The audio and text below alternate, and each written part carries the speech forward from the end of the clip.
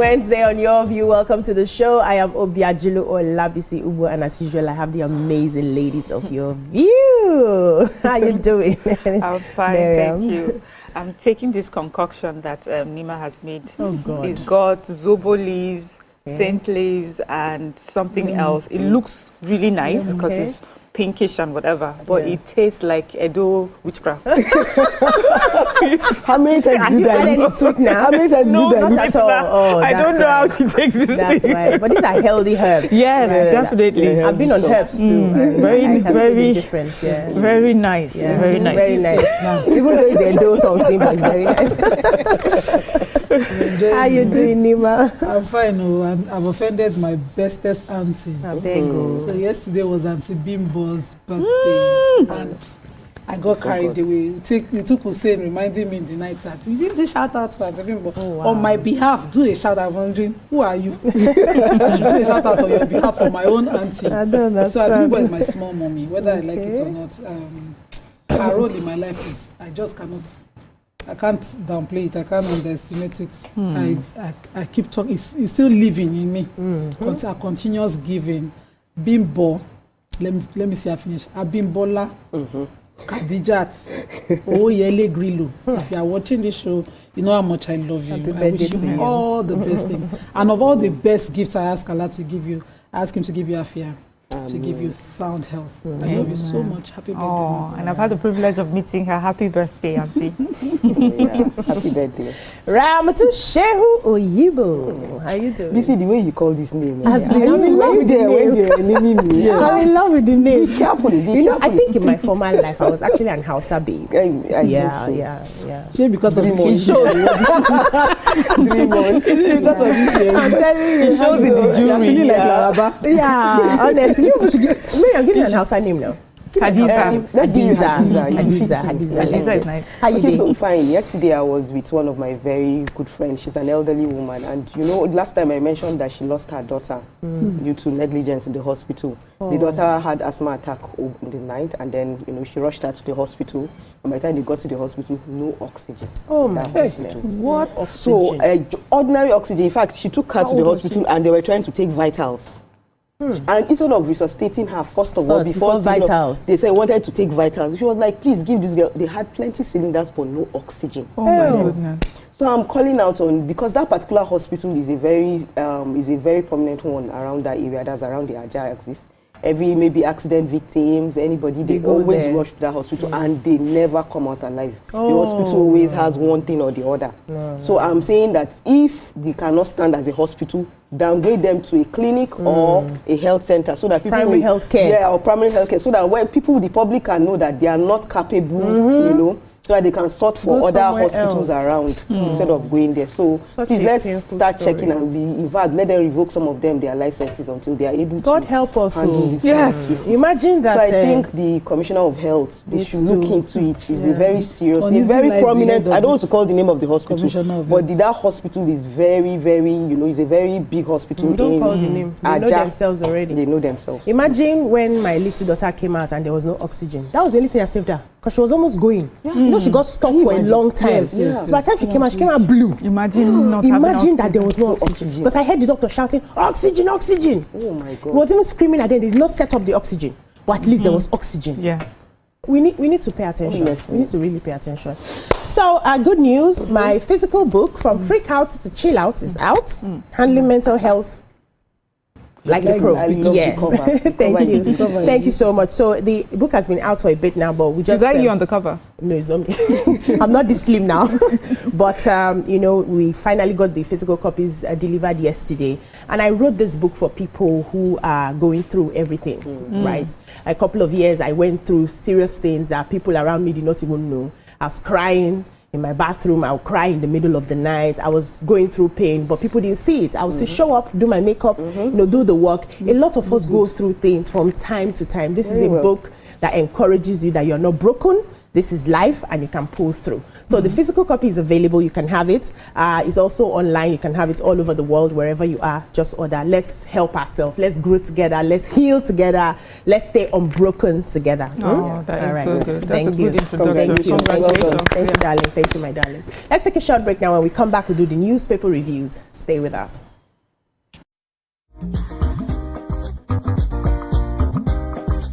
Stay tuned. Your View will be right back.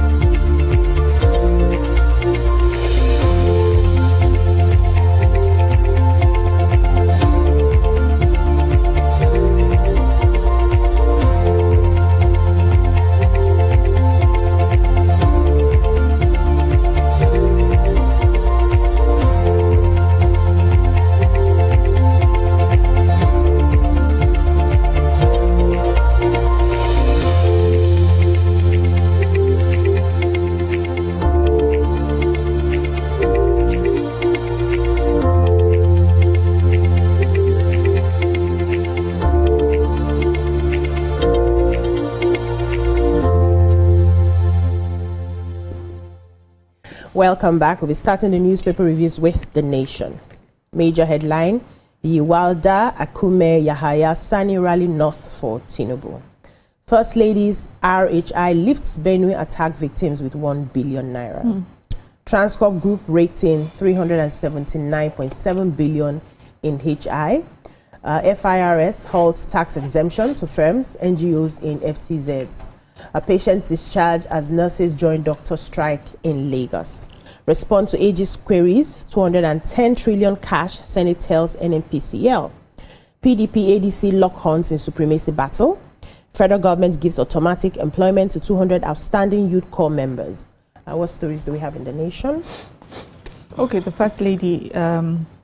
So peace has gradually returned to Benue State following our President's June 18th visit. And this is according to the paramount ruler Tortiv. So it was Makurdi yesterday during the visit by the First Lady, Senator Tinubu. She was there to condole with the family, condole with the state, over the attack and killings that happened in Yawata. The governor, as we know, has insisted that the establishment of a state police would go a long way in preventing invasion of herders into the in their communities. The wife of the president donated 1 billion naira to assist the rehabilitation of victims of various attacks in the state who are now living in IDP camps. The ruler specifically said that her visit, was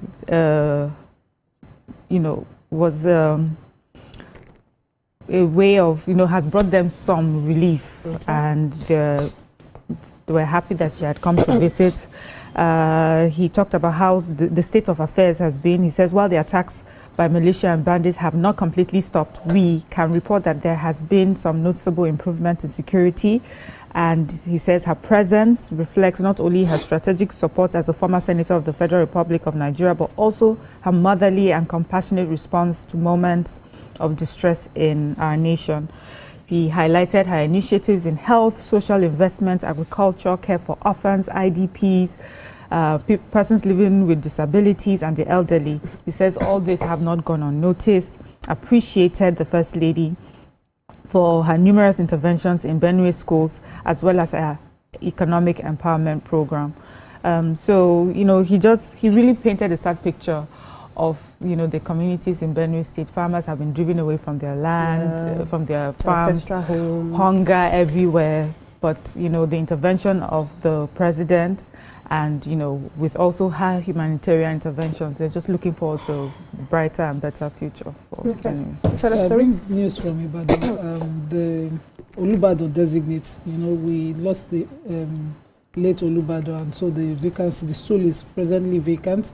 But there's a designate because it's about age for those who are eligible to title. So the Olubado designate, Oba Rashidi Ladoja, said that he wasn't around when the late Olubado passed, but he's back. And while playing host to the Ashikpa Olubado of Ibadan land, Oba Abiodun Koladaisi, on Monday at his home, he mentioned that he commiserated with the people of Ibadan and said, reiterated that he was not around and when the late Olubadan Oba Olakuleyin joined his ancestors, but that he believes that he lived an impactful life, and one of the things he will prioritize is filling vacant positions in the Olubadan chieftaincy line. So some of the Obas in the Olubadan chieftaincy line must have passed, or vacant. Some stools are vacant, and I will prioritize putting in place. All of them had been elevated by the former governor. So everybody's Oba, but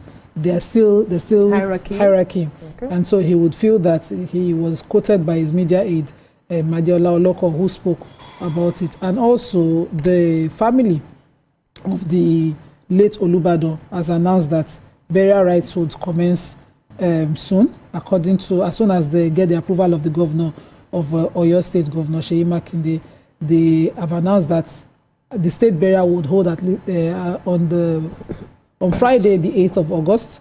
The church service, the interment would be held at the cathedral at St. Paul's, Aremo, Ibadan. And that will be at 10 a.m. And they said there will be an official 21-day mourning period for the ruler that things will go according to that. So we're waiting to see. Okay. All right. Okay, so I have the stories of the 210 trillion cash that was neither stolen nor missing. They said the bio-auxiliary-led Nigerian, that's NNPCL, has 21 days to explain what happened to 210 trillion cash that has not been accounted for. They said they have summoned him up to 4 times, and he has not showed up, but he finally showed up with an apology, which the committee accepted. But they've granted him 3-week ultimatum when he appeared before the Senate on public accounts. They said that the committee chairman, Senator Ahmad Wadada, insisted that the company-run oil must explain the queries on the funds whereabouts. Said the 210 trillion was neither stolen or missing. So he must give it. So he now said that he's just 100 days. That I'm just over 100 days. That's the auxiliary is now saying that he's just over 100 days in office as the GCEO. I still need time to do further digging. And he also said that he's going to set up a committee and get the details properly reconciled so we can work to provide answers to the queries. Okay. So he's saying that he's working on it and he should be given time. He actually wanted 4 weeks, but the Senate said no. We can't give you up to 4 weeks. It has to be 3 weeks. So they gave him 3 weeks, and so they are waiting for him to come and provide. Yeah. Okay. So the Federal Inland Revenue Service (FIRS) says that it has discontinued the issuance of tax exemption certificates to all categories of taxpayers, including pioneer status companies, non-governmental organizations, and entities operating in free trade zones. There was a public notice issued by the FIRS. The tax authority said that the decision is part of ongoing efforts to ensure transparency and adherence to existing tax laws. So the issuance of tax exemption certificates have been discontinued. Consequently, no further tax exemption certificates will be issued, according to the statement. They also noted that exemption certificates that have already been issued remain valid until their expiry date. However, the agency said no renewals will be granted until they lapse. The agency also warned that going forward, all claims for tax benefits or exemptions must strictly comply with applicable laws and follow procedures approved by the FIRS. And any attempt to forge, alter, or misrepresent exemption status will attract strict penalties prescribed by the laws, according to the tax authority. So maybe they need to further explain, are they still planning to give tax exemption to such companies? Because I know all over the world there are certain companies that have those tax exemptions. We just take the headlines here and do a short break. The Punch. Power rotation debate heats up as North reviews Tinubu scorecard. North splits over Tinubu marginalization claim. A 210 trillion audit. Senate demands NNPC response in 3 weeks. Nurses shun federal government talks, begin warning strike today. State accuses federal government of sabotaging power sector decentralization. NIHO Tour sets up panel to sanction tourism offenders. Olubadan Olakuleyin for burial August 8. We'll be taking a breather here. When we come back, we continue the newspaper reviews. Stay with us.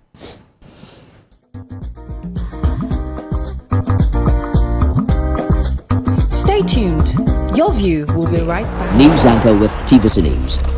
My day is usually busy and it's difficult keeping up with breaking news stories, trending stories, business news, stock exchange and what have you. But with TVC News on WhatsApp, I'm able to catch up with all the breaking news, real-time updates, and trending stories on the go right on my phone, no matter where I am. It's quick, easy, and always on. And hey, you can join us by scanning the QR code or using the link on our X and Instagram. Why wait? Come to the side of news that keeps you ahead. TVC News, first with breaking news.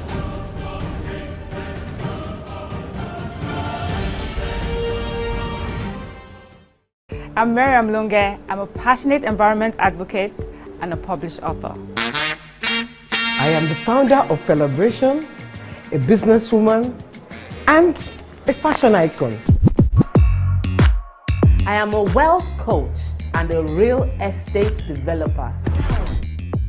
I am Amako Arakwe. I'm a corporate commercial lawyer and an entrepreneur. Barkamu da warhaka. I am Ramatu Shehu Oyibo, an entrepreneur and a business coach. I am the voice of an average Muslim woman, an hijabite, and a lawyer. I am a polymath and a serial entrepreneur. I am Murayo Afolabi Brown, Managing Director, TVC Entertainment. I'm a media consultant, producer, and broadcaster. The ladies of Your View are made of women from different professions, tribes, cultures, and religion. Join us every Monday to Friday as we share our views on topical and social issues. The TVC News at 7 and the TVC News at 10 are not like any other news broadcast. It's the big news hour, the hour for the big breaking stones. So we've got some of the best reporters from the field, taking you through as it happens. It's what's big, with investigations that matter. Bringing the news that affects your life. With sport, entertainment, and business, so you don't miss a thing. Experience resourceful coverage was there. Ever.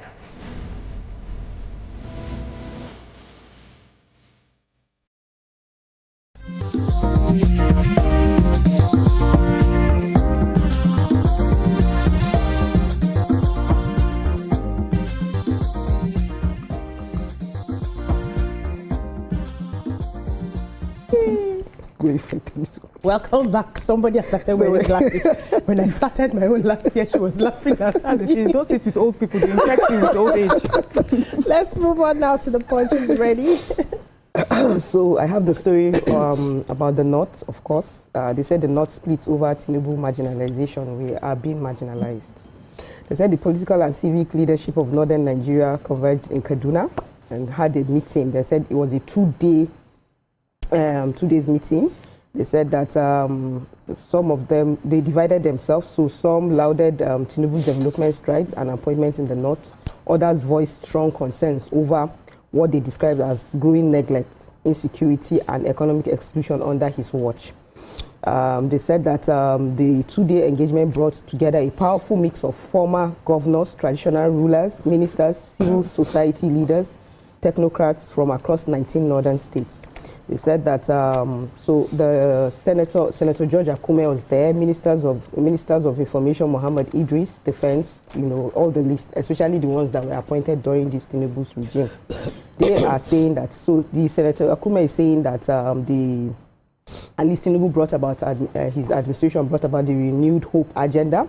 He said the renewed hope agenda was more than a campaign, and that he listed core pillars under the renewed hope agenda: economic reform, national security, agriculture, infrastructure, energy, education, and he urged the northern leaders to show restraint and rally behind Tinubu's government, as there are roads that are being fixed currently from the north, that's Abuja to Kaduna, and then there's a rail going on from Kaduna to Kami. And then, but then the ACF, that is the Ariwa Consultative Forum, declared that its disappointment with Tinubu's administration, accusing it of neglect and marginalization. They are saying that that the issues bedeviling the region, ranging from rising insecurity, dwindling agricultural support, poor infrastructure, and electricity supply.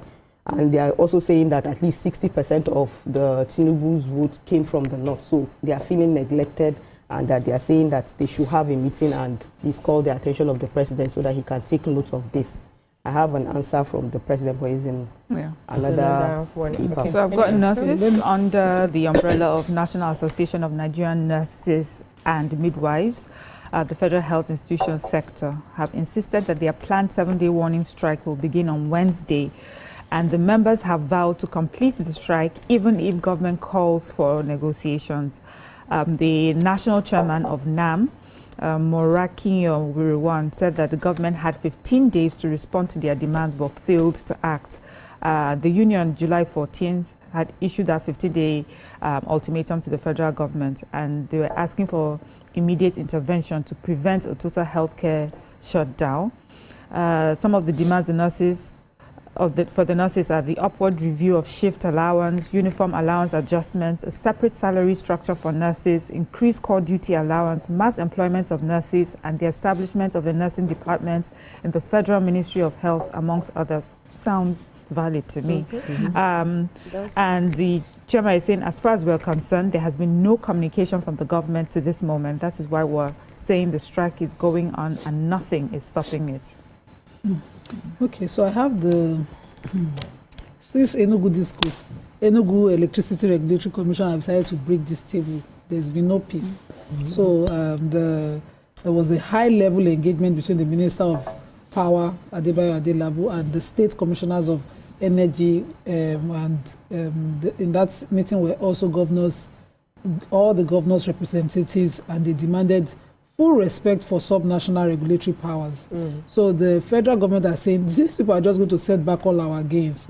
The government is, the states are also accusing the federal government of attempting to reverse gains of power sector by decentralizing, warning that their proposed amendment to the Electricity Act would erode newly granted autonomy and undermine Nigeria's electricity. So the Electricity Act had ensured that each state had their own regulatory commissions, and that they could now set tariffs and all of that. So Enugu Electricity Regulatory Commission went ahead straight up and reduced Band A tariff from 209 naira per kilowatt an hour to 160 naira per kilowatt an hour, which of course has gotten a lot of reaction. The federal government rejected this decision. They insisted that state governments would then be responsible for covering any market shortfall or the subsidy that covers this. And the Nigerian Electricity Regulatory Commission, which is the national body, also is maintaining that states lack the jurisdiction over the national grid and power stations established under the federal laws or operating under any ROC. So at this point too, even after I've thanked them, can state governments start to look into generating and transmitting their own power, because now they have their own regulatory commission. The reason is because some states like Akwa Ibom have no business waiting for national power. True. The gas is abundant, everything is abundant. Some states can stand adequately on their own. And they should start wielding this power so that we will know where the cost government is expensive. And they don't want to take it on. It's not that expensive. It's not that expensive. Lagos has done it over and over. So let's move on now to the Daily Sun. Northern governors, ACF, disagree on Tinubu's performance. We've taken that. Obi blast federal government's 187 trillion debt surge, warns of mortgaging Nigeria's future. 2027, you can't unseat Tinubu APC chair, Yuwalda tells Atiku, Obi and others. Tinubu orders federal jobs, 250,000 cash award scholarships for 200 NYSC honorees.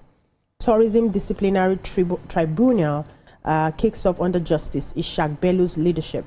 ADC, NEC ratifies MAC, others as new leaders. Governor Bala Mohammed, role of journalism in nation building. What do we have in Daily Sun? Our president offers jobs, 250,000 naira to outstanding core members. So our president has approved the automatic employment of 200 outstanding NYC members into the federal civil service. I think that deserves a round of applause.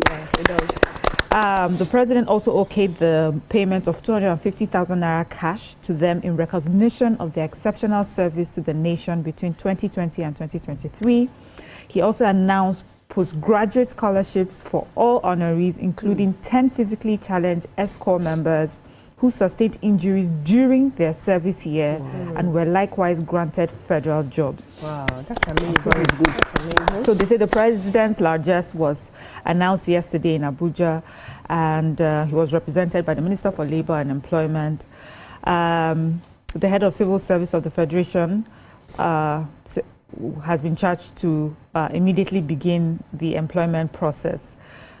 So really, that's just it. There's also the names of the awardees as well. Yes, so and it cuts across all different parts of the country. So just well done. I feel that this is a good response to some of the conversations that we had yesterday. This is so uncomfortable. So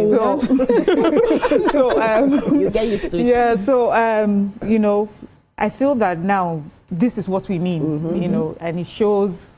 It will show in many other ways. So this is a listening president of, obviously this is not only based on the conversations we had yesterday, this must have been ongoing, something that they've been planning. So well done, and thank you. We have a new development, and they call it a landmark development set to reshape Nigeria's hospitality, travel and tourism landscape. The National Institute of Hospitality and Tourism has officially inaugurated a disciplinary tribunal to enforce ethical standards, licensing compliance and professionalism across the tourism and hospitality sector. And so this new tribunal will be headed by the former chief judge of the FCT, Justice Ishaq Bello, who's of course a very reformist judge, and they're looking at his experience to help reshape this. At an event, the House Committee Chairman on Tourism, Honorable Mukhtar Mohammed, commended NIHOTO, that's the acronym for the Nigerian Hospitality, Travel and Tourism Landscape Body. And he was commending them for being forward-thinking. He said that this will be a turning point in the collective resolve to promote quality, safety, and global best practices. So now, with this body, you can, after getting a bad taste of anybody playing in this hospitality sector, restaurants, hotels, Airbnbs, you can make a report, and that it will now be taken up. Yes, it will be taken up. Also, the Minister for Arts, Culture and Creative Economy was represented by Mrs. Ayodele Adebanjo, but she also applauded it. She said it is about protecting the integrity of the industry and enhancing service delivery and building a tourism sector that we can all be proud of. So if it is for forward thinking, for progress, we support So we have to run now. We have Vanguard and Tribune left, but I just want to highlight the stories that were ticked. So if you hear your name, doctors nurses threaten strike nationwide over poor welfare. That's for Vanguard. Our British High Commission CDS decry killing of 38 kidnapped hostages after ransom payment. Who has both? Then for Nigerian Tribune, we have stem cell therapy may offer regenerative cure for type 1 diabetes.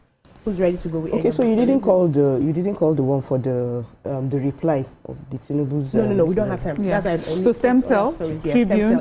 Scientists have suggested that stem cell therapy may offer a regenerative cure for type 1 diabetes. They said stem cell therapy could be used to regenerate cells of pancreas that produce insulin, thereby restoring the body's natural ability to produce insulin and potentially eliminate the need for lifelong insulin therapy.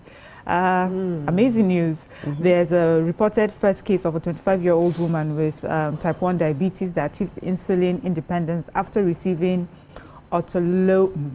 these stem cells. Okay. So yeah, stem cell is not cheap. It's not.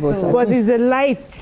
Finally there's some hope. So that you're not. I had one grand stepmother that year that was always on insulin.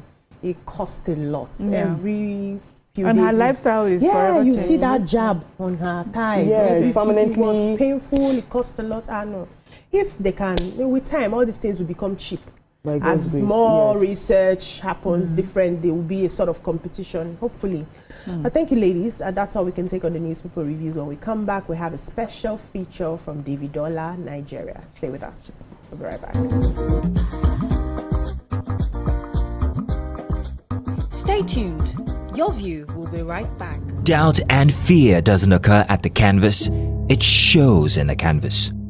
It shows the conation of raw earthen material slabbed, stroked and molded at a pace provided by the doubt and fear.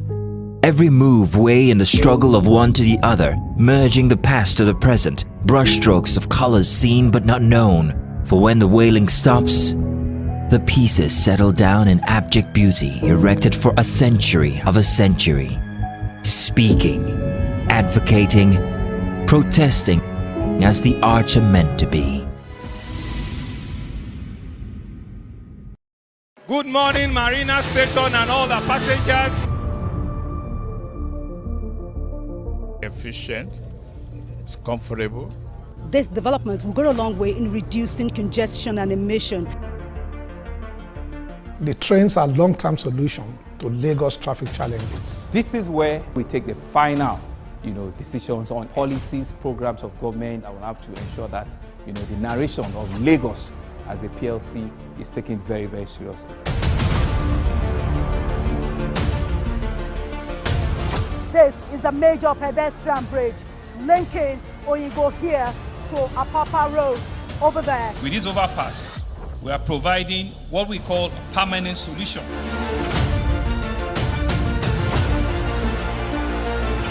This place is one of the most dangerous areas at the biosecurity environment. This can go into the news and every crumbs of your neighborhood. Our goal is to remain as Africa's model megacity, to move our GDP from the 5-6 position to the 3rd position, and we believe it's achievable with all the commitments we have. Explore the city of Lagos, where dreams are made and possibilities are endless.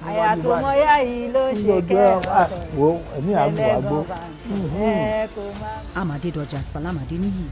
I live in Lagos, inside Lagos. Hey, my people, I greet you plenty. My name na Chika Okeke. My name na Uwi Balogun. My name na Damilola Banire. My name na Moyo Faraway Ahmed. If you also call me Moyo, listen. And this na Abigail. And I dare on top your view pigeon. I'm going to bring you bass, boost. I don't get person will be single mother before. He carry another man show, say, now my husband be this. This na wetin you want. After that day, the man you go see him again. If you snooze, you lose. If you miss this show, you miss out. On top this our show, I not dey gree for anybody. When you dey find the husband, you not see sign say the guy smart, you don't vex, don't give him signs. If they look for person we go give them to you, fact as it be. Men no dey ever get forced. If baby not dey for her, na the woman. Talk no dey be person, make person no fit talk true inside. But for this country, we know say if we open court in the morning, waiting no good, no good. Me and my sisters, hey, we go tanda gidigba for inside studio to give una all the latest information. We no even take responsibility for the children. Please the man. And that's some poria.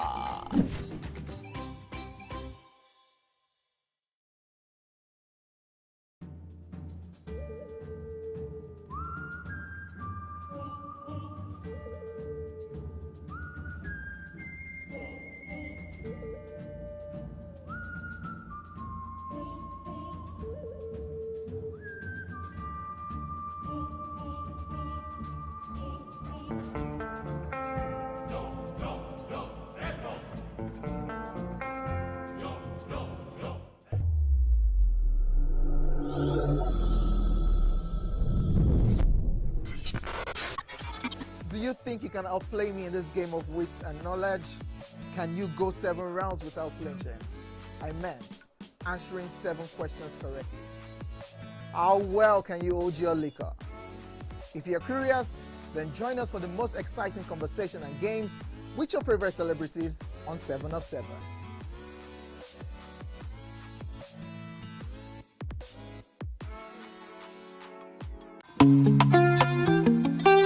Get ready to step into the heartbeat of your city like never before. Welcome to Events Diary, where every moment is a celebration. From the electric energy of Owambe extravaganza, to the richness of our culture, to the sophistication of corporate gatherings, Events Diary is your VIP pass to the hottest gatherings in Nigeria. And guess what? I'll be your guide, your style icon. Each week, join me as I transform from traditional chic to corporate sleek. Whether it's a birthday bash or a high-profile gala, you won't just see it, you'll feel like you're right there with me.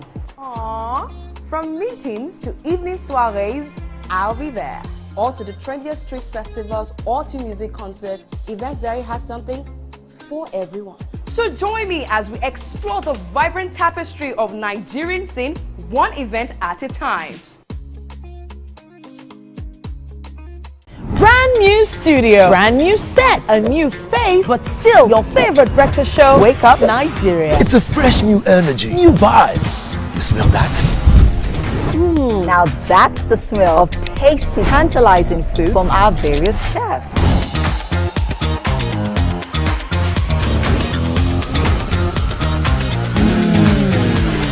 And when it comes to sports updates with insightful analysis, the place you want to be is Wake Up Nigeria. That's right. Every second there's a fresh occurrence, and every minute there's a story to tell. Keep abreast of happening locally and internationally via the news updates of Wake Up Nigeria. It's live camera fashion, where we strut, slay, and sashay, and keep you updated with all the latest fashion trends. Level up your morning. Watch Wake Up Nigeria, where every morning begins with a spark.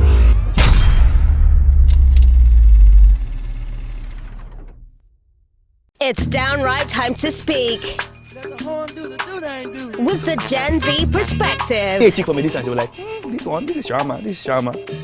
Saying it not the way they want it. Outrightly, I don't think I would budget more than 25K for a first date.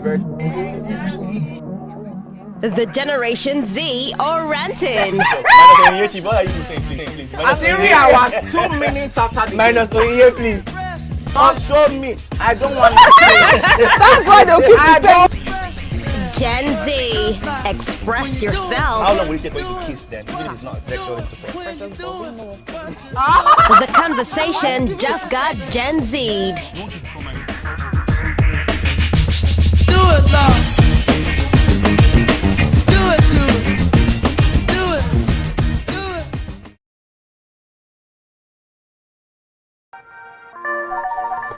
Hello, TVC Communications. How can I help? What makes TVC the right choice for my business? Excellent question, sir. Let me share some exciting facts with you. Start your day on TVC Entertainment with Wake Up Nigeria, a family and lifestyle show. Your view empowers women globally. It's your view, let it count. Entertainment Splash delivers the hottest celebrity trends. On TVC News, we keep you informed with breaking news and in-depth analysis of events shaping the world. I will continue to speak the truth. TVC News at 7 and TVC News at 10 p.m. delivers the most important stories of the day. Max FM, your hit music radio station, captivates listeners daily across Lagos and Abuja, making every commute more enjoyable. Adaba 88.9 FM is not left out, as it is the voice of Southwest. And on tvcdivisions.tv, partner with TVC Communications today. Let's grow together.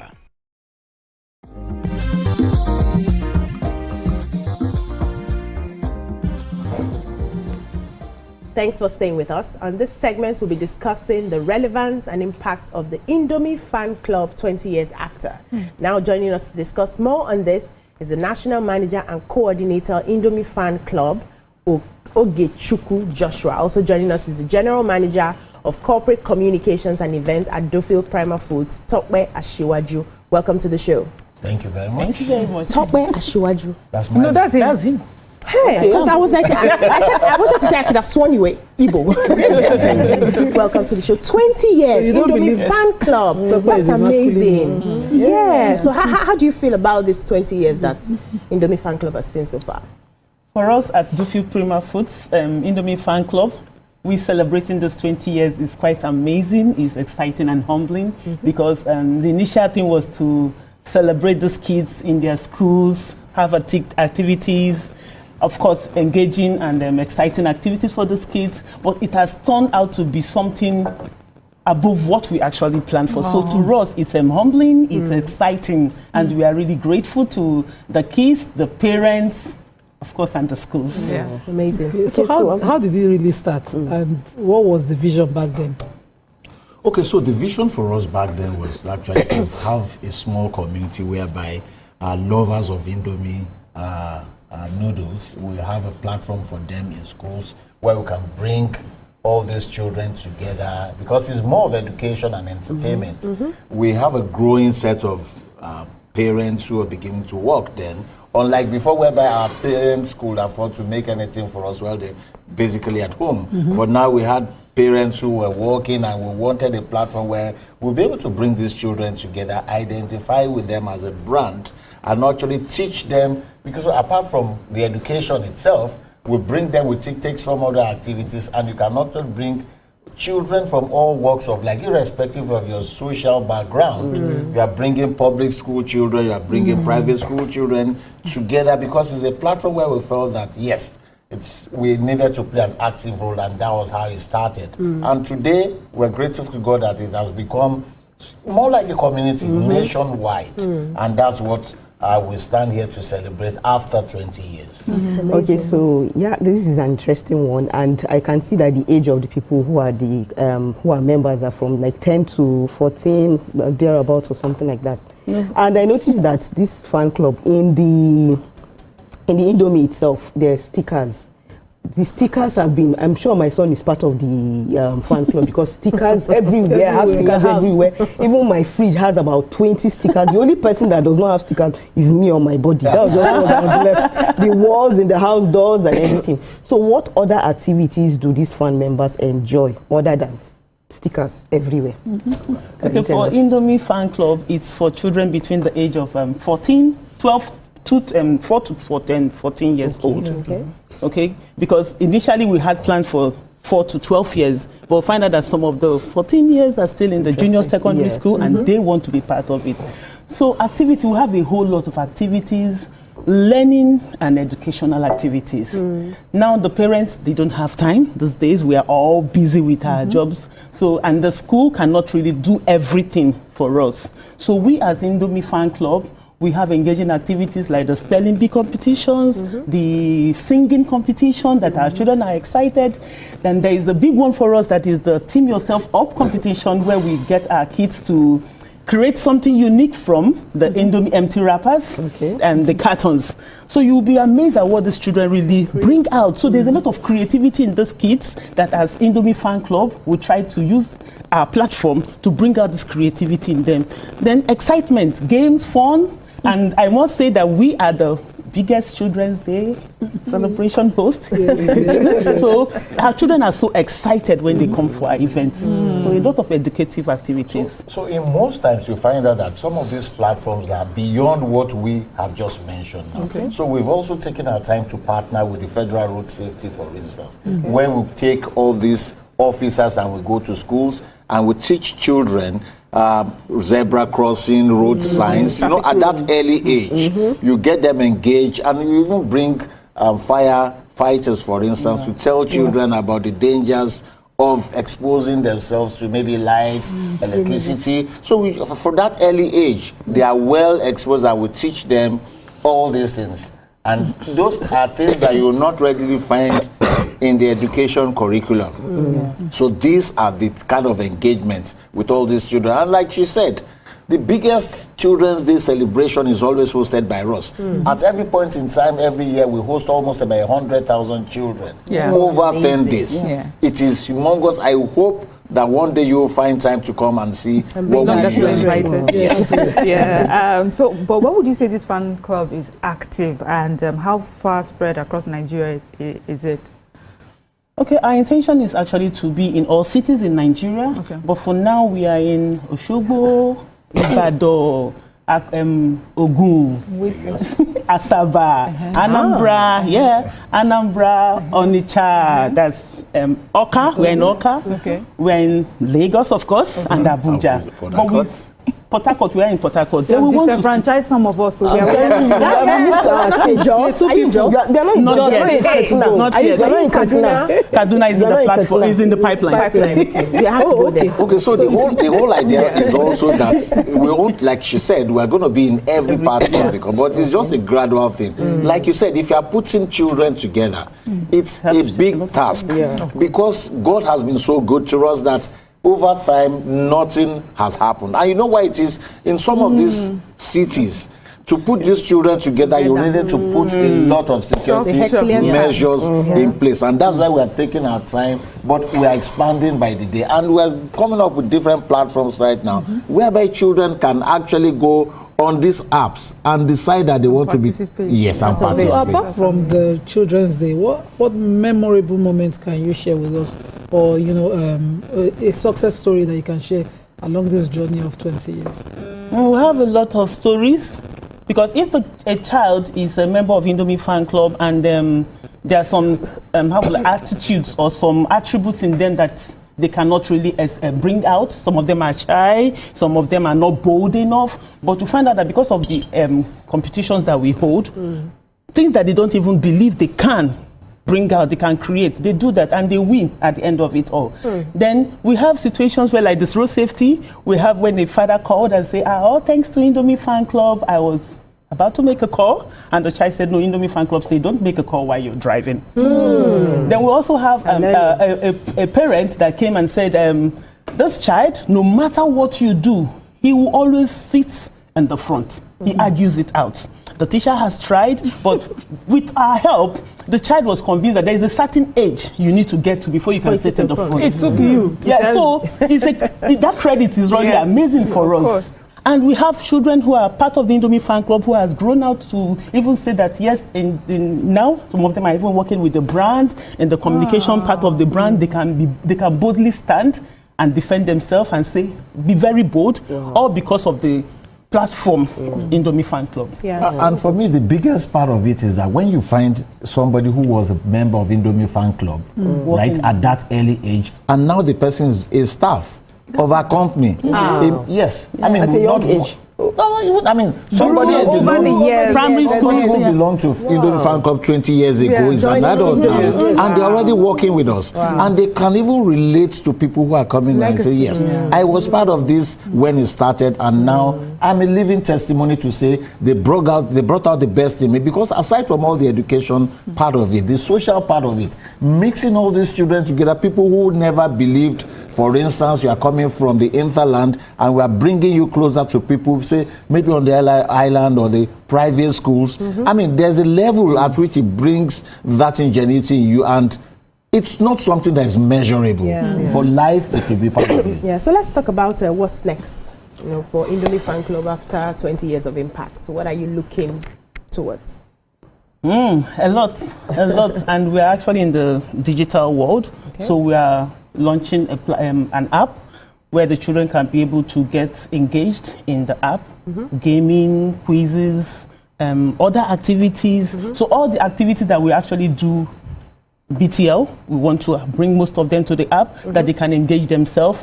And then we assure the parents that our app is a safe place because the children will actually log in through mommy or daddy's phone so they can see what is in there. So with our digitalization, we spread across everything and we're able to cover a lot of things. So what's the message that you like to send to Indomie fan club members and parents watching today? Oh, my love to you. Thank you so much for believing in us. Thank you for trusting us, because the journey has really been smooth because of the love Indomie fan club members share around. So we appreciate our fan club members, we appreciate the parents, especially mommies, and the schools. We wouldn't have done this without them. So we're so grateful, and we hope that with your support, we'll take this. I can tell that you work with your Daddy, thank you so much for joining us. We've been speaking with Ogechukwu Joshua and Mr. Tope. That I felt he was because you have a female top right here. Thank you so much. We wish you all the best. Thank you so much. Indomie fan club. So we'll be here in 30 years, 40 years, 50 years. As Jesus tarries. Is that how we say it? Yeah. That's all we can take on this segment. When we come back, we'll move on to yet another segment. Stay with us.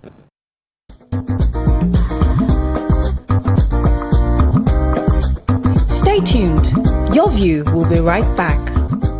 Imagine a country with over 300 plenty languages. Why you go the only focus on Yoruba, Hausa, and Igbo? Where we get a common language where they unite everybody from Oga to even Madam self and every person where they for street. That's now why we dey introduce you 89.9 Yanga FM, the #1 urban pidgin radio station where they unite us all.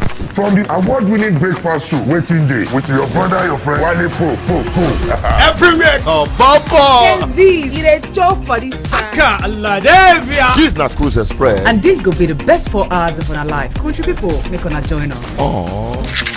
Now we be what's up Naija crew. Now we they give you wetin dey sup for inside we country. Yes, so keep it loud.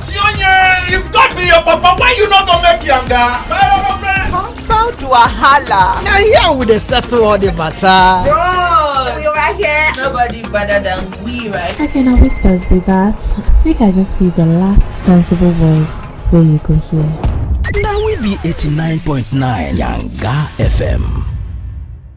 Breaking news isn't just about speed, but more importantly, about fact and accuracy. It is responsible journalism, being ahead, unbiased, sensitive, in telling the stories that people would want to hear in a way that protects their sanity and for the public good. And it goes beyond breaking the news to actually following up, exploring all the angles, engaging newsmakers, tracking impact, all geared towards informing, educating, and setting agenda for the people. Breaking news is holistic, entire, complete. It's about you, me, and the world we live in. Breaking news is at the core of what we do at TVC News, and it's the honor of my life to serve you this news, fresh off the press. TVC News, first with breaking news. Good morning, Marina Station and all the passengers. Efficient, it's comfortable. This development will go a long way in reducing congestion and emission. The trains are long-term solution to Lagos traffic challenges. This is where we take the final, decisions on policies, programs of government that will have to ensure that, the narration of Lagos as a PLC is taken very, very seriously. This is a major pedestrian bridge linking Oyingo here to Apapa Road over there. With this overpass, we are providing what we call permanent solutions.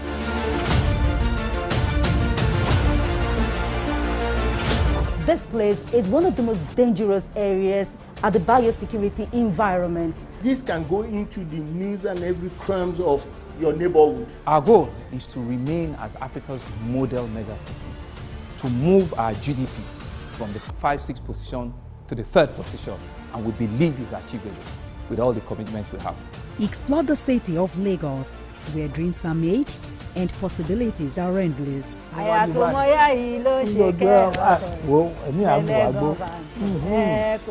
Amade Doja Salamadini, I live in Lagos, inside Lagos. Abni Fabio Guntoye, news anchor with TVC News.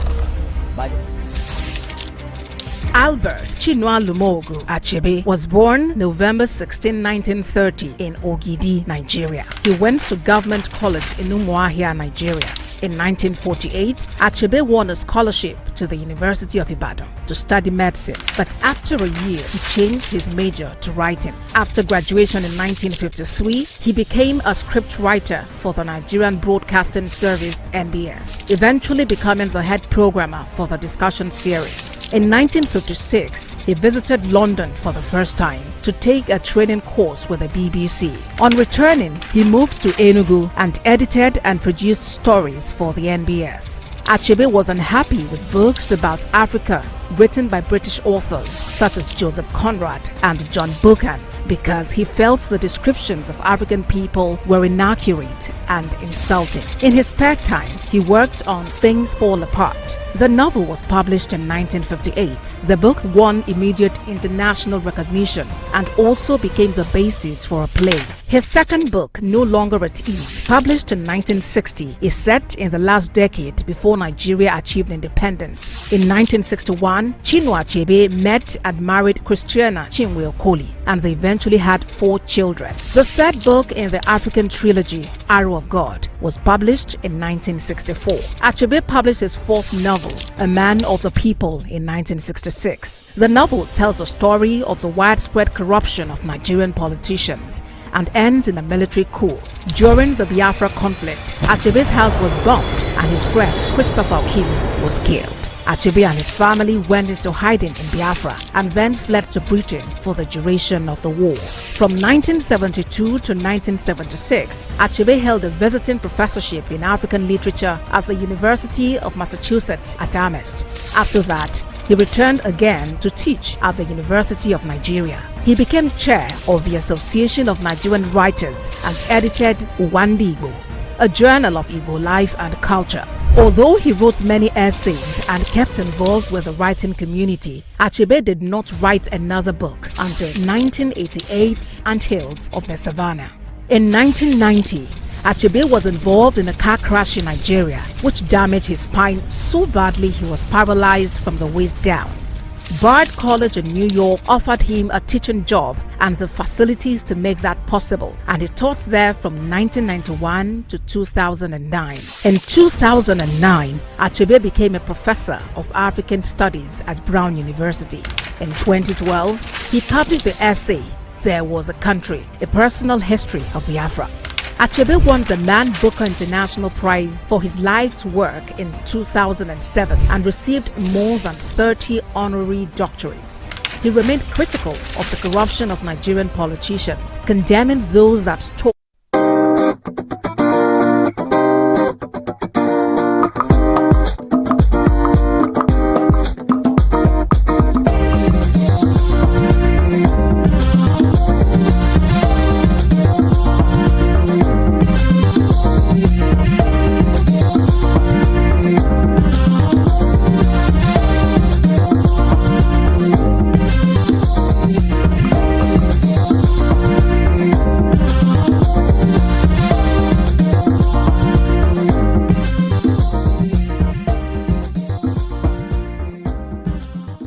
Thanks for staying with us. So, Davidola Nigeria Limited, a pineapple farm estate development and management specializing in organic pineapple farming and distribution of various fruits. With almost a decade in the pineapple business, we are the largest pineapple farm estate in Nigeria and West Africa. Joining us on the show to discuss more is Ambassador Segun Alabi, the CEO of Davidola Farms. And also joining us is a professional and accomplished businessman, Mr. Osayutuyi Sunday.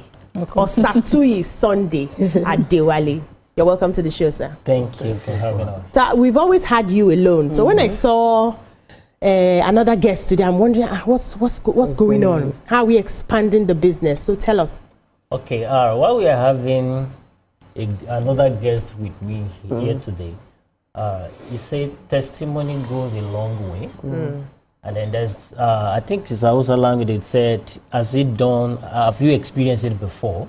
So, Mr. Osatui here is farm owners in Davidola Pineapple Farm Estate. Wow. And he's here today to share his experience with Davidola, what he has experienced so far. Thank you. Amazing. You're welcome, sir. Go ahead. I was just thinking, just for those who may be joining for the first time seeing you, if you just give us a brief summary of Davidola Pineapple Farm. Okay, Davidola Pineapple Farm Estate. We are pineapple farm estate developer and then management. We specialize in pineapple. And 200 years to this time, we've still been in pineapple because the demand for pineapple all over the world is increasing. And what I'm saying, if you are watching us right now, you can fact check this. You see, pineapple has an enzyme that is called bromelain, which can solve inflammatory. And because of, people this day, they are taking their health issues seriously.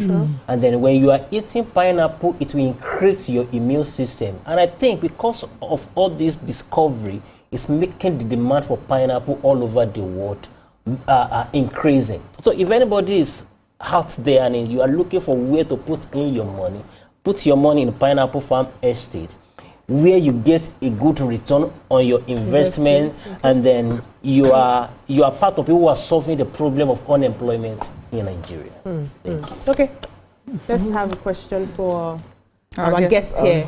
How long have you been a part of Davidola Farms? How many years? How many acres do you have? And what are some of the benefits you've enjoyed so far? Thank you so much, and good morning to everybody. Good morning, sir. Well, I want to say I thank God for coming across this particular program as an investor. Incidentally, I'm good enough to, I got to know about Davidola investment on TVC Continental. I'm a fan of your View program. So I really commend you for what you are doing here. Thank you. And I do invest my time listening to you a lot. And in one of those period listening to you, I got to know about Davidola. They came on air like this, and they, you know, before you go to your destination, you must probably have gotten to where you are not going. That to say that I've invested in some other other platforms, which eventually did not turn out to be my expectation. Okay, let me give this one a try and see how it will go. I entered into it. I tried to Google and search for the address, and eventually I located where they were. And I was, you know, I invested. And that was the period that the promo was going on. It was initially 2 million per plot, and then I think they cut off 250,000. So if you are investing, you invested 1,750,000. When I got there and I was told the benefit here and there, I opted for the previous package, and I entered into it, and it has been so good since. It's amazing. So, Mr. Davidola, you know, every time when you come on the show, we talk about your growth pattern, you know. The other time you talked about new possibilities. Are there new potential in this business that you would promise investors? Because I don't want to ask Mr. Osatui what he has earned, what the profit margin is like, but I wanted you to talk about all right. Let me just share the modus operandi as regarding the Pineapple Farm Estate with Davidola. As at today, a plot of, you know, Mr. Osatui said something when he keyed into this opportunity. The price was 1 million, was 2 million. Then we did a promo then, and he bought at the rate of 1,750,000 naira. Okay. But as at today, the price is 2,999,000. Jesus, just a 3 years. Jeez, just say 3 million. So it's increasing in value. You see, one of the important things when an investor, a potential investor, is looking for where to put in their money, you should look at the value. How is the value increasing of that? You know, a lot of people will buy land and put land somewhere, and when you'll be paying a bookie to clear that land, try to work on it so that the Omunile will not take it over from you. There are some people in UK, in Canada, in America. They are not in Nigeria, but they have to continue to do something on that land. And they are wasting money because, yes, the value of that land might be increasing, but it's not increasing at a geometric rate.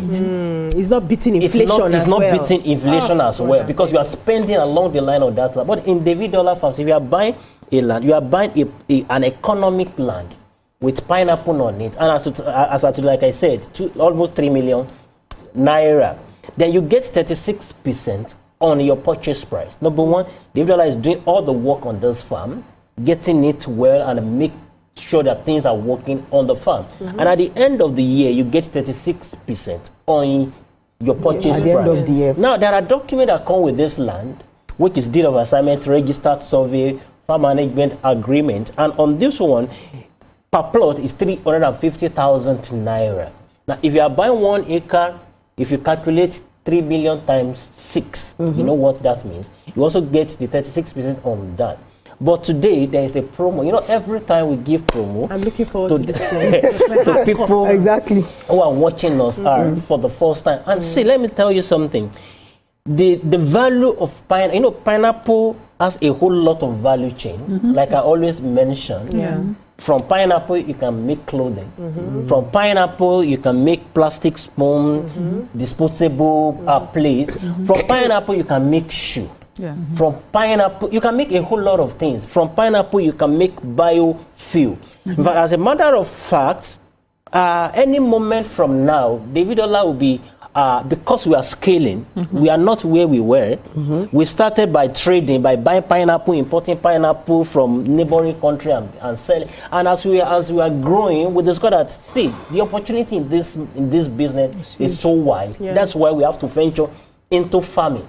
And today now, we are now moving from just being a pineapple farmer into an industrialist, because we are adding more value to that pineapple. Right now, our factory is almost completed. And this factory is the first pineapple concentrate that specializes in pineapple concentrate in Nigeria, first in the whole of Nigeria, and the third in the whole of Africa. Now, this pineapple fruit concentrate factory will be consuming nothing less than 100 metric tons of pineapple per day. Wow. Now, as God, you see, preparation always meets opportunity. Yes. If you are not preparing for something, even when that opportunity comes, you won't recognize it. So as we are planning all of these things, we are able to get foreign investors who are coming to Nigeria to set up a biofuel refinery, making use of the one we call waste from pineapple, the back of pineapple, to convert it into biofuel. That's good. This is where the world is heading. That is where the world is going to, because the world now is into agricultural, the biotechnology sector. That is where we are going into, so that we can reduce the impact of fossil fuel in the atmosphere by encouraging green energy. So, looking at all of this, it means the value of pineapple will continue to go up. So if you are here today and you are watching us, the best you can do for yourself is to just key him. Yesterday, sorry for taking your time. Yesterday we were on another station, on another platform. I tell you that that years before the closing of business yesterday, we had over 1,000 subscribers. In fact, as of this morning, we were not even able to attend to them. Yes, they have money. So now we are giving you to pay 2.5 million naira per plot. Wow. It has been discounted. Okay, so then now, now if you are now buying 1 acre, which is how many plots? Which is 6 plots. Okay. So instead of you to pay 15 million naira, you pay 14.5 million. We are giving you additional 500,000 naira. It's small now. Now you get. No, I will use time and buy the plots. You get 36% on your purchase price. On the purchase price. Yes. Now, if you are buying an acre, the documentation is 2.1 million naira. Let me do a quick If you are math. buying Continue. a plot, the documentation is 350,000 naira. Documentation price is different from. It's different from. Yes, because we have. So if you are buying an acre, how much is documentation? 2.1 million naira. So if you are buying 1 plot, it's 350,000 naira. So that we register your land, you get the perimeter survey, and every 3 to 5 months we always do allocation. The last allocation we did that was May 31st. This last 2 months, if I'm correct. That we also have some investors from Netherlands. They even came to the farm. Do you know what they are looking for? They also want to make use of this back of pineapple. You know, pineapple is a queen of fruit, and David Dollar is a king, so we have a coin. Yeah. So because of time, we're wrapping up with you. Your final question. Okay, so the question I want to ask is that, okay, you know, Nigerians, we don't always have all the bulk money. Is there instrumental payments? Yes, there is instrumental payment. Now, if you are buying between a plot to 5 plots, you have 3 months window to finish your payment with 500,000 naira initial deposit on each plot. Okay. Now, if you are buying an acre, which is 6 plots, you have 6 months window to spread your payment. Okay, what's the initial deposit? The initial deposit on 1 acre, that is 3 million naira. If you calculate 500,000 naira per plot. Okay. And our first phase, the phase 1 has been sold out. Yeah. So we are in the phase 2 now. Okay. So the earlier you join, the better. Yeah. Thank you so much for joining us today. I wish you the best, and I hope many people will take advantage of this, because where pineapple is going, according to David Dollar. We're not giving them the number to call. Okay. Oh, it's not on the screen. So reel out the numbers. Okay. So the number to call on WhatsApp 081 164 64307. Let me say it again. 081 164 64307. You can see the number on the screen. Yes. Thank you so much, David Dollar. Thank you, investor. Thank you so and much. I wish you all the best in your investment. That's what we can take on the segment. When we come back, we'll move on to the story for today. Stay with us. We'll be right back.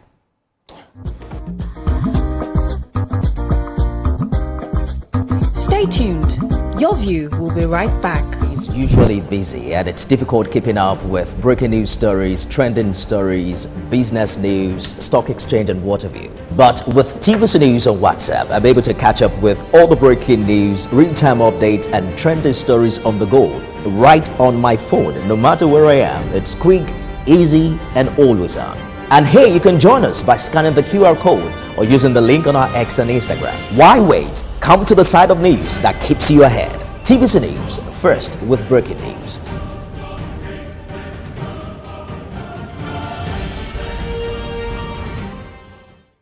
I'm Miriam Lunge. I'm a passionate environment advocate and a published author. I am the founder of Celebration, a businesswoman, and a fashion icon. I am a wealth coach and a real estate developer. I am Amako Arakwe. I'm a corporate commercial lawyer and an entrepreneur. Barkamu da warhaka. I am Ramatu Shehu Oyibo, an entrepreneur and a business coach. I am the voice of an average Muslim woman, an hijabite, and a lawyer. I am a polymath and a serial entrepreneur. I am Murayo Afolabi Brown, Managing Director, TVC Entertainment.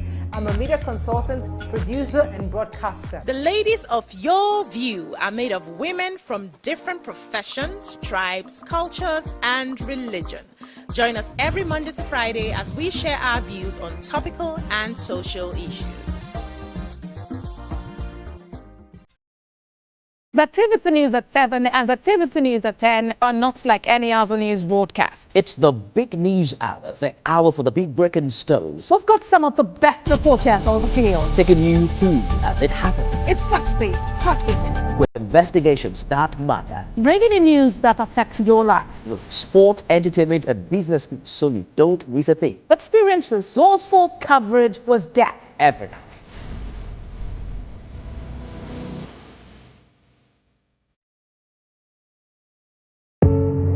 Doubt and fear doesn't occur at the canvas, it shows in the canvas. It shows the conation of raw earthen material slabbed, stroked and molded at a pace provided by the doubt and fear. Every move way in the struggle of one to the other, merging the past to the present, brushstrokes of colors seen but not known. For when the wailing stops, the pieces settle down in abject beauty erected for a century of a century. Speaking, advocating, protesting as the arts are meant to be.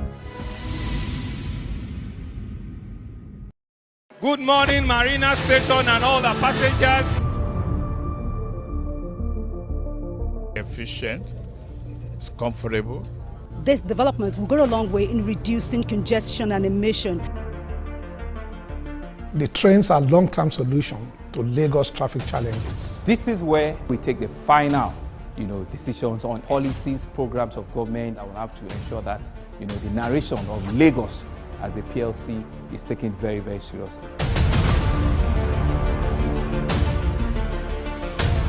This is a major pedestrian bridge linking Oyingo here to Apapa Road over there. With this overpass, we are providing what we call permanent solutions.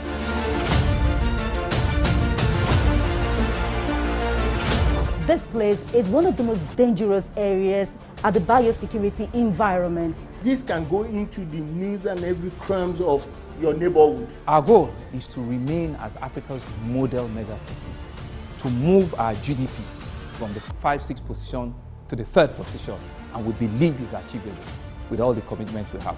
Explore the city of Lagos, where dreams are made and possibilities are endless. I'm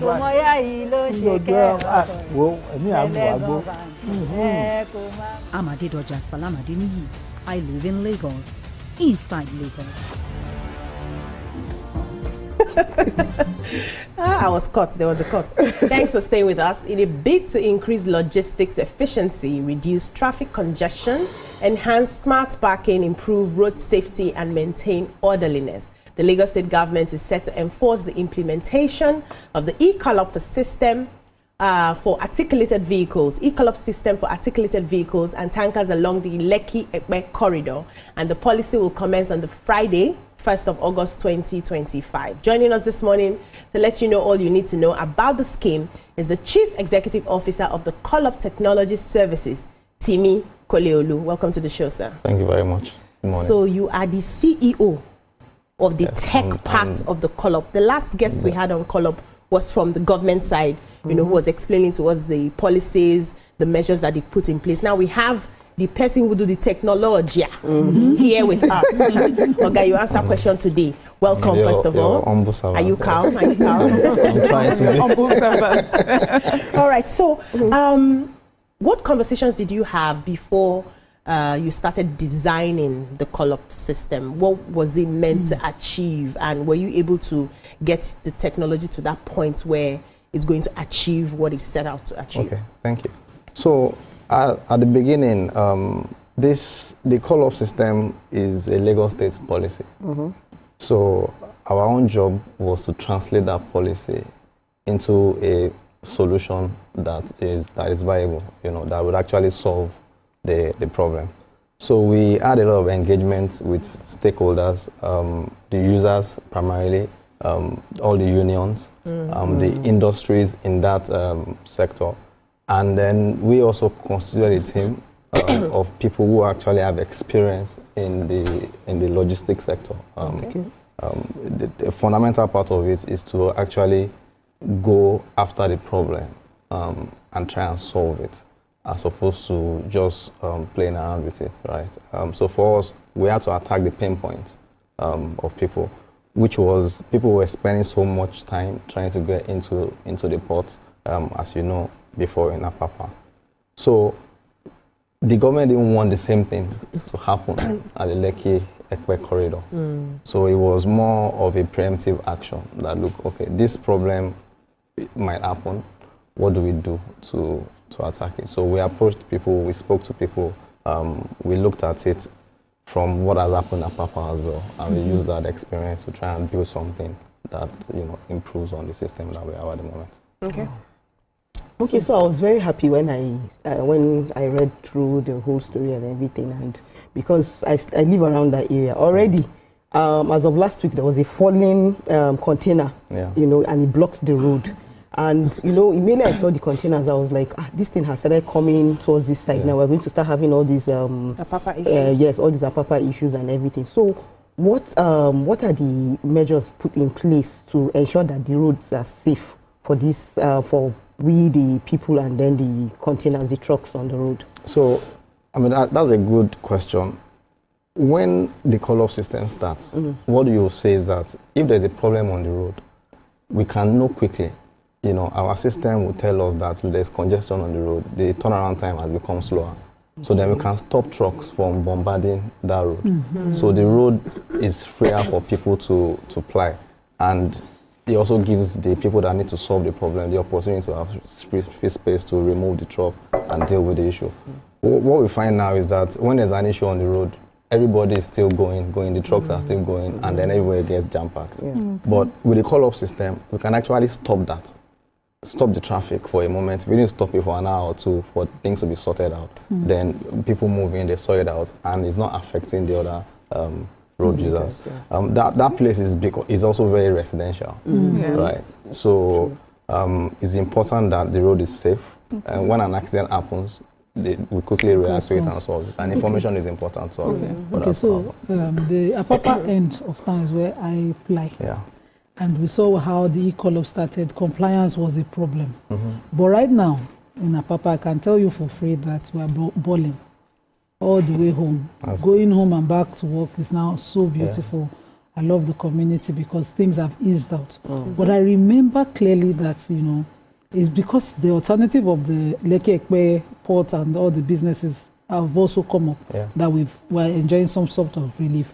Also, at that time, all stakeholders, Federal Ministry of Transport, Lagos State Ministry of Transport, were constantly on Apapa because from the Sele bus stop, in fact, there will be blockage all the way. And Pengasem will say we are not part of Nupeng.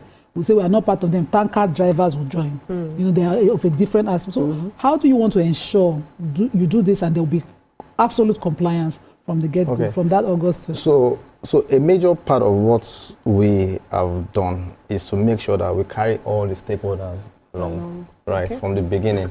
So the unions, everybody that are users, we went with them, we took their feedback and put that into what we are building. And we made sure that everybody we had a buy-in. Lagos State did a lot of work in terms of making sure that stakeholders are carried along. And until everyone signed off that, and that's why you would have seen that there was a few we were trying to start, and we didn't start before. Because we wanted to make sure that everyone was ready and everyone was in alignment. So right now, we expect that there will be a lot of compliance. And the way we have also built the system, right? If you don't book your call-up, you can't enter the port. Good. Right? Because we actually have hardware. At the port, for example, our hardware is there. So even if you go and try to bypass the system, when you get to that destination, you will not be able to enter. So that's a major deterrent, for people. You don't want to waste your time, you don't want to waste your diesel. What happens to a truck that decides to bypass and decides to just block the port entrance? So you can't, there will be penalties, yes, for that. There will be penalties for that. And our system will also note it, whether you're a first-time offender, you're a second-time offender, all those kind of things. We'll capture all that kind of data. Okay. Are you ready, Miriam? Well, that was my question. You mentioned stakeholders, you mentioned unions, but I believe stakeholders are also people who are living along that axis. And this policy, however beneficial it will be, it's also, I'm sure it has some not so pleasant effect on those that live along that corridor. Are there any resources or anything that has been put in place just to help the stakeholders, as per residents who already live there, to transition? Yeah, so the policy is for trucks, so it has no direct impact on people who are just driving their vehicles normally. So in fact, by the time we start, it would enhance their experience. Okay. And then we also carried along the association of the residents in the Lekki axis. So we had meetings with them as well. We took their input on board as well. They are even the ones that they affect the most, right? If that place goes bonkers, the price of real estate, everything goes down, right? And investments. Yeah, investments. That corridor is major, in terms of investment. So the residents, the people who have offices and things like that in that area were also carried along in the process. So are there plans to expand the e-call-up system to other parts of Lagos? So currently there's an e-call-up system that is operational in Apapa at the moment. This is the next place where the government has seen that, look, there's going to be a lot of potential for congestion. So at the moment, this is where we are focused on.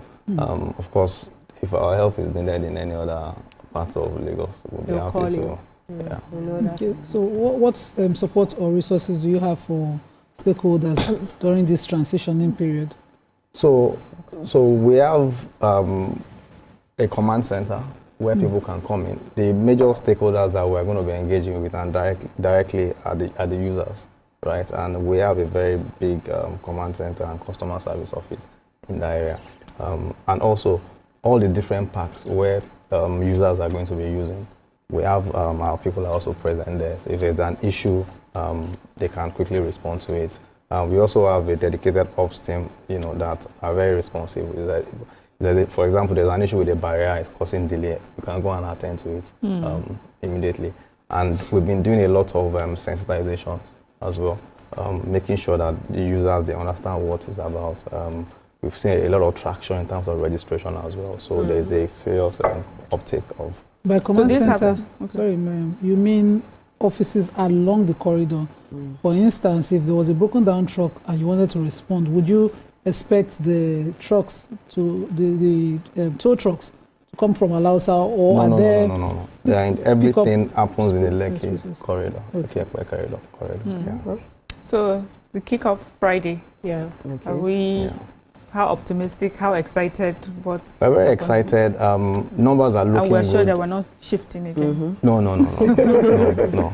Well, has it started? Have you put the thing in place and has it started? So yeah, everything is in place. Friday, We've been doing a lot of test runs, you know, just testing the system in a very real life scenario. Registration now, we have over 10,000 trucks that have registered, that are ready to go. So we are ready now, and what is most important is that I believe that all the stakeholders too are ready. You know, we can be ready, but if the people are not ready, and so that's why the engagement and everything that we did, it took time. Everyone is on board now. Is there going to be like an observation time? So it starts going, you're constantly taking notes, feedback, and all that to reform. So I mean, yes, the best thing is once we start, we expect that there will be some kinks. We have people on ground that are ready to respond to any issues that happens. We know that at the beginning there might be some issues. We're expectant of that. And do we know specifically what traffic time will be along that corridor? Because now, as you know, sometimes the traffic is so bad. Some people tell you I spent 2 hours, 3 hours. How much time will be saved as a result of this system? So we believe that in that corridor especially, when I say that corridor from the junction inwards, the traffic time normally from that junction to the port should be about 20 minutes, right? Okay. Yeah, when there's no traffic. Yeah, okay. Now, when there's no traffic, right. yeah, true. We have trucks that are using it at the moment, you know, but sometimes when there's rush hour, everybody comes out, and but the good thing is that we can see that. So if we know that there's congestion on the road, then we won't release trucks. Right? If we see that things are slowing down a little bit, you know, we can tell them to wait. What if one guy calls you and says, my truck is there, just let it go? I mean, there's our mandate is very simple. And our mandate is that, you know, everybody books, they go in. And the system is automated, to be honest. I can't go into the system and start changing things. Thank you so much. We've been speaking with the CEO of the Call-Up Technology Services, Timi Koleolu. Thank you. Wish you the best as we're starting on Friday. We'll keep, you know, getting news. We'll be back with to see how it's working, and you know, congratulations, at least in Lagos State as well. That's all we can take on this segment. So we'll come back and move on to another part of the show. Hopefully, we'll have small gist before the end of the day. Thank you. Bye. Stay tuned. Your View will be right back. My people, I greet you plenty. My name na Chika Okeke. My name na Uwi Balogun. My name na Damilola Banire. My name na Moyo Faraway Ahmed. If you also call me Moyo, listen. And this na Abigail. And I day on top your view pigeon. I'm gonna bring you bass, boost. I don't get person will be single mother before. He carry another man show say na my husband be this. This na wetin you want. After that day, the man you go see him again. If you snooze, you lose. If you miss this show, you miss out. On top this our show, I not dey gree for anybody. When you dey find the husband, you not see sign say the guy smart, you don't vex, don't use signs. If they look for person wey go give am to you, fact as he be. Men no dey ever get fault. If baby not dey for her, na the woman. Talk no dey be person, you make person no fit talk true inside. But for this country, we not say if we open court in the morning, waiting no good, no good. Me and my sisters, hey, we go tanda gidigba for inside studio to give una all the latest information. We not even take responsibility for the children. Please the man. And that's some period.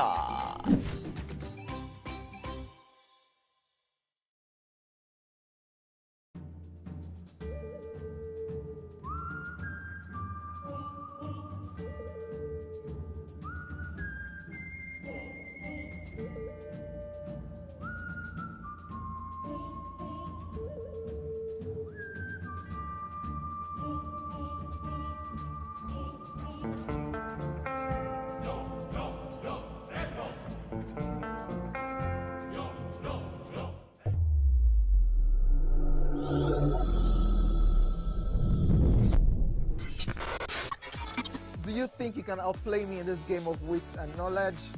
Can you go 7 rounds without flinching? I meant answering 7 questions correctly. How well can you hold your liquor? If you're curious, then join us for the most exciting conversation and games with your favorite celebrities on 7 of 7.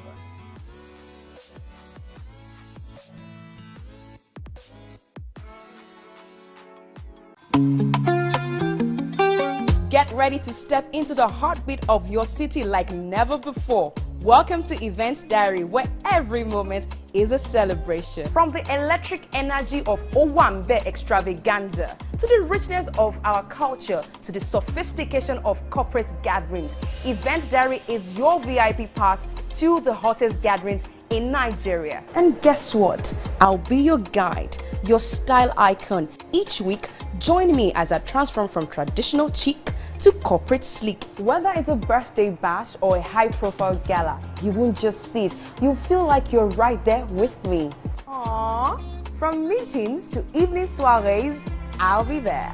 Or to the trendiest street festivals or to music concerts, Events Diary has something for everyone. So join me as we explore the vibrant tapestry of Nigerian scene, one event at a time. Brand new studio, brand new set, a new face, but still your favorite breakfast show, Wake Up Nigeria. It's a fresh new energy, new vibe. You smell that? Now that's the smell of tasty, tantalizing food from our various chefs.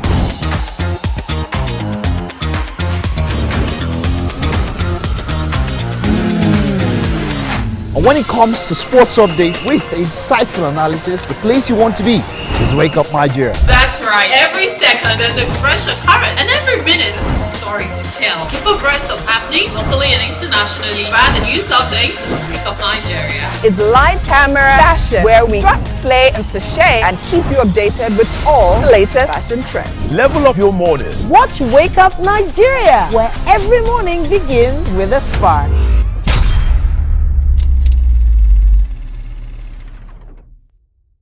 It's downright time to speak with the Gen Z perspective. Hey, chick for me this and they were like, this is Sharma, this is Sharma.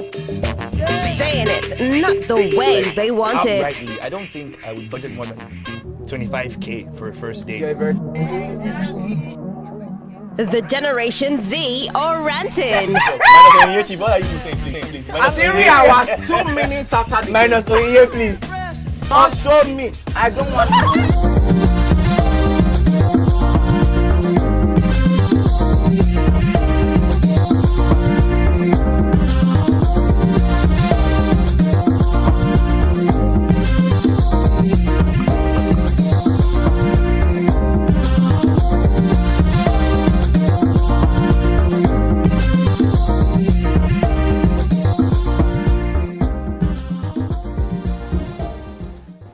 Thanks for staying with us. So this morning, joining us is the remarkable Damilola Hassan, the Managing Director of Meristem Trustees Limited.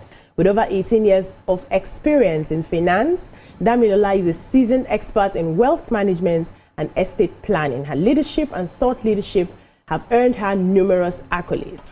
Damilola's passion for mentorship and work-life integration is truly admirable. She's a certified family finance coach and counselor dedicated to empowering others. We'll be discussing her journey, challenges, and insights on balancing career and personal life. Her story is a testament to hard work and determination. Get ready to be inspired by her experiences and wisdom. Welcome with us, Damilola Hassan. Thank you for having me this morning. I like your calm demeanor and your aura. And your back. And your CV is actually quite loaded. You're a professional, and you've gone through different phases of your career. I would like you to take us from a bit of the beginning, how it started, how you decided to be someone who would, be a professional, who would, who would do the work, who would put in the work, and you see the results, you see you playing in different roles, leadership roles, mentorship roles, and people being inspired by you. How did you choose to go toward this path? Let me put it that way. Okay, thank you again for having me. I wish I could say that it was a very straightforward and I graduated from the university as a microbiologist with a master's in medical microbiology. Okay. So I just wanted to be successful. I just wanted to be good. My parents were you know, my inspiration. They still are, you know, always wanting us, you know, to just be better versions of ourselves. And at a point when I finished my master's in microbiology, I just knew that I couldn't go on with that. There was no passion to go ahead with that. So I started thinking, what do I do? I fumbled for about 3 years in different things, policy, advocacy, and all of that. And then a mentor of mine just said, why not try finance? And I said, no, this was like 7 years after my first degree, and I felt it was getting too late. You know, that it's been 7 years already, my mates have gone far. And he said, no, just try. And the rest is history. So I started from ground up, started working my way through professional exams, experiences, you know, within the capital markets industry. So I started out as a stockbroker, investment advisor, wealth manager, you know, and so that's been the journey. Yeah. It's a very inspiring story because your first degree and this new that first degree that what's that pastor? One does not to do. That Igbo pastor now. Okay, Indaboski. Say we should not do that. No, not mine. Not mine. Go ahead. Okay, so you went very far, and I saw also on your CV that you spent 3 years with Manufacturers Association of Nigeria, and I'm wondering why did you just one book? You know, because they are closer to maybe something in manufacturing, or you know, started, you know, but you went very far to finance. And all of that. So why didn't you, was there no other thing that you'd think? Yeah, I think so. I was really very curious and very much ready to explore at that time. So because my first degree, I left school at 21. So my father would always say, age is on your side, do whatever it is you want to do, you know, so that just gave me a bit of room to try this and try that, you know, the medical microbiology thing, but I finished at about 23, thereabouts. And then, so when I got, taking up that job at Manufacturers Association was, you know how you just feel that, okay, so my parents have done a lot. I need to start earning. And it was a job that came along. I liked the sound of it. I had no idea what it was about, but they were willing to give me the chance, and I just took it. And then I found out that that was why I cut my teeth, you know, with learning communication, learning negotiations, you know, very strange things, but I really loved that. But I sort of knew I wasn't going to do that for too long. I knew I wasn't going to do it for too long. So I was, again, open to, so what can I do for the long term? So I think that was... I love this part of your story. I was just waiting to get to you. I love this part of your story because there are many young people who find themselves struggling to figure out where they want to go. I've gone to university, this is what I studied, but somehow it just doesn't feel like this is what I want to do. And you find them that they're usually under this heavy, feel such pressure on what to do, you know, and they're so anxious. How were you able to deal with that part of that journey, you know, in your mind, emotionally, and what helped you, and who were those that supported you as you figured yourself out? I think that a fundamental principle for me was, you know, just being the very best that I can be at every point in time. You know, so my first degree, I made sure, even when I was in school, I just tried to be the best I could be. You know, I didn't finish with a first class, but again, it was a very good 2-1. My medical microbiology was, so that principle of just give whatever you're doing now your best shot.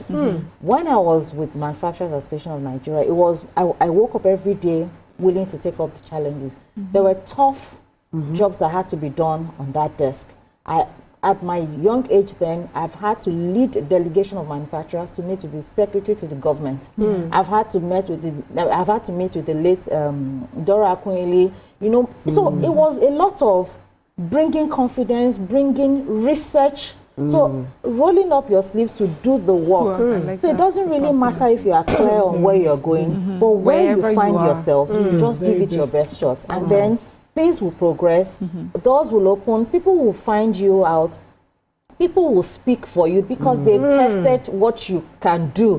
It's not about, I promise I can do this and that, but what have you done on the one that the opportunity that opened up to you? Okay, so I think if I were in your shoes, that switch, I'm going to be, I'll be like, is it not a bit risky and all? But then, okay, so is there any time during your finance journey, did you ever think that, let me go back and, you know, to go back to the microbiology? Is it microbiology or something? Did you think at any point that, let me go back, this thing is too much, there's a bit of stress here, let me just go back to what I've known a long time ago? Did you ever feel that way? Oh yes, when I failed professional exams. And then I'll get back home, and then my husband will be like, no, you can do it, don't worry, just... So what helped me?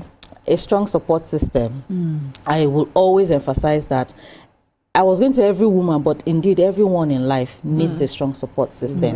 You know, sometimes you doubt yourself, you're wondering, can I? But when you have people around you who help you to remember some of the previous battles you fought and won, it just sort of gives you an encouragement to go ahead. So, but I'm glad I stayed the course. I like this thing you just said now. People who help you remember some of the battles you fought and won.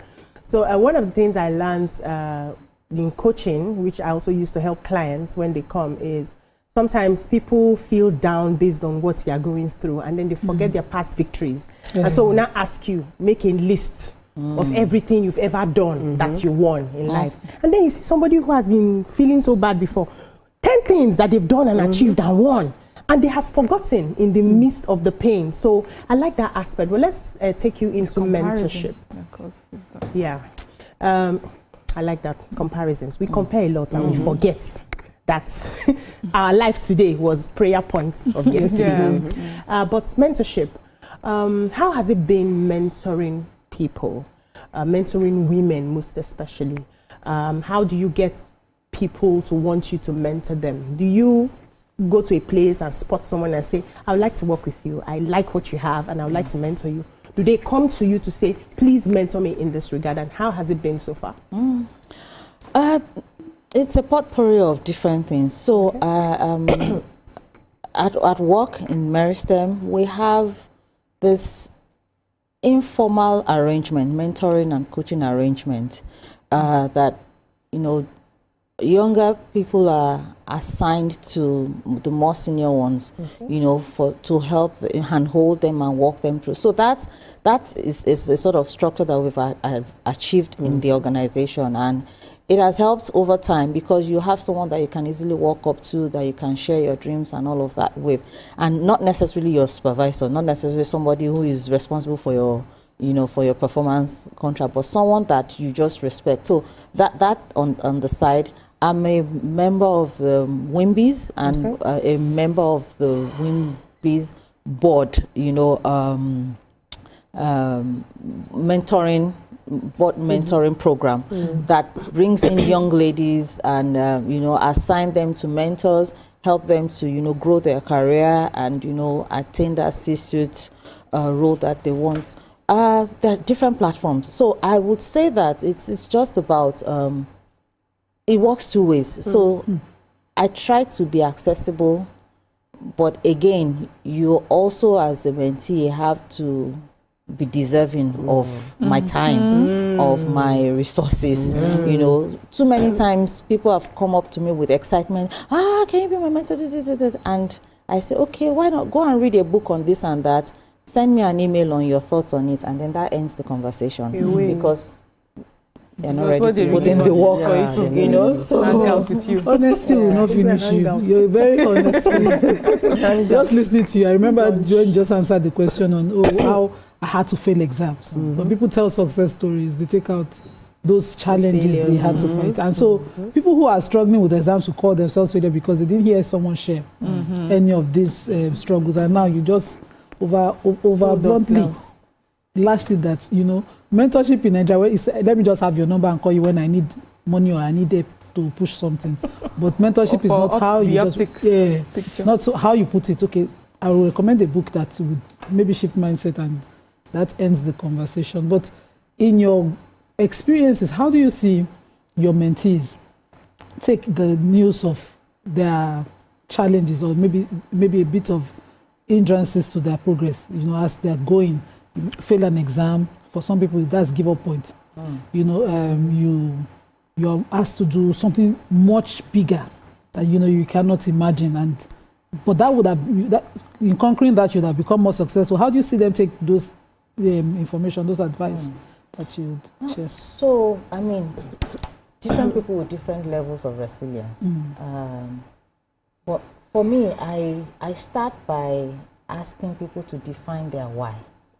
Why are you doing what you're doing? Why do you? So whatever it is, be it what you're doing now, what you want in the future, whatever decisions, what is the why? Because along the way, there will be 1,000,001 reasons not to continue. There will be several things. But if your why is a strong anchor, holding you to the ground, come rain, come shine, you would and don't just have your why in your head. Write it somewhere that you can always go back to. You know, so I just tell people, I mean, it's okay to feel bad when you are faced with a certain challenge or when you are faced with certain drawbacks, but always remind yourself of why you took that decision in the first instance. And if there's any reason to take a detour, to reappraise, maybe certain things have changed, because again, you can't afford to be too rigid. Circumstances might have changed. You should also be very open-minded and objective enough, you know, to go back to that drawing board to say, am I still on the right path? Do I want to make adjustments and all of that? I see that happen a lot in my industry, you know, financial advisory, investment planning. You are talking to people have set certain goals about their finances, and then 5 years, 10 years down the line, everything looks like it's not working, you know. So I always have to remind them, write it down and, you know, just stay the course. Your response to that makes me think that this question I'm going to ask may be also a response to the question. So it's this staying power, you know, just reading through your CV and your story already. From 21, you have been at it, you know, and you're on WIM board. You started at Manufacturing Association of Nigeria. So over the time, you have just kept on. Some people have fallen along the wayside. Marriage, maybe. Just there's always something, especially with women. You know, there's just something, and then we get to a ceiling and we stop. But you seem to still keep going. So what is it? The number one factor is God. I mean, yes. And again, like we've all shared our experiences. We all have our stories. We all have what keeps us going. I grew up, you know, with my father's story of how he lost his dad at a very young age. He didn't even know his father, and then his mom couldn't even afford to pay for his school fees. He had a scholarship, but she couldn't even pay for the basics, you know, to put him through school, and then he had to, you know, work his way around all of those things. And he would always share those stories with us. He would always encourage us and push us, you know, to be better versions of ourselves. So sometimes, at least at those very early ages, it was, I can't disappoint this man. I have to just, you know, because I see how himself and my mom, how they put in all of the work. So there's something that keeps you going. You just have to be true to yourself. Find that thing that keeps you going. The God factor cannot be overemphasized. God continue to play a major role in whatever I have achieved today, and that will continue to be, you know. Final question? Okay, so I can see that in your bio that you're a family finance coach, right? Okay, so will one of the requirements be that each party brings their bank statements from all their accounts? Because if that bank statement is not there, for example, me, I would lie that I don't have that kind of money, to be zero, so that you plan on the money that the other person has. So how do you get people to be truthful? First, be honest. Such a lie that you don't have money. First, be truthful to yourself. Yes, I mean, so again, what do you want to achieve as an individual and as a couple? What do you want to take out of this thing you want to do. So you want to plan your finances for the next 10 years. What do you want to achieve? What you want to achieve, is it an individual goal or is it a couple goal? You know, so that's what will determine what is on the table. Can one person's income take you conveniently to that, or can you both chip in? So there are so many things to address there. We also try to not just limit it to how you want to grow that wealth.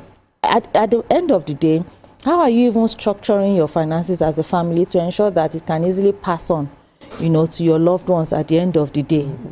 How are you living how are you covering your children? Do you have people who are vulnerable around you that you want to ensure that they are covered?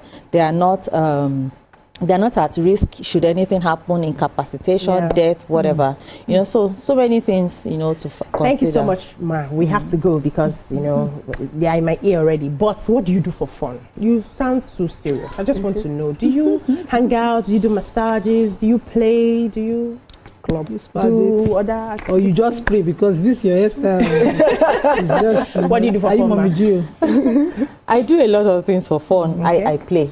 I'm very, very intentional about playing. I'm not a very sporty person, but occasionally I play golf. For the rich people.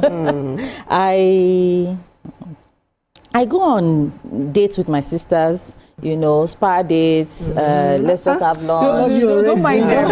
It's because you don't have that hustling. It just seems so calm. And, so we're trying to and know. that is what we like. Softness. Oh, please. And yet we're heading somewhere. Oh, please. What do you mean? It's everything. We're here to collect. All of us cannot be the same now. We need the soft people. We need the gra people. And all of that. Thank you so much for being with us. I've learned a lot from you. I've been writing. You talked about being the very best. Whatever you find in your hands to do, give it all. Pull up your sleeves and do the work. Very, very important. We have a lot of young people today who just want the title of it. They don't want to grind. Thank you for being so honest. Support system, very, very important. Find your tribe, find people that will support you, hail you, remind you that you're not a failure, that this too will pass, and you need to understand the why you're doing what you're doing. And write it down. And write it down. Make the vision, write the vision, make it plain. That they that see it go wrong with it, then find something that just keeps you going. You talk and about have the fun. Factor. Have fun. Go to a spa. Treat yourself. Thank you so much, ladies. Thank you. You know, for your contributions. Thank you, Madam Hassan, for joining us today. And that's all we can take on the show. I hope you enjoyed it and learned as much as we did. We'll see you again tomorrow. Bye bye now.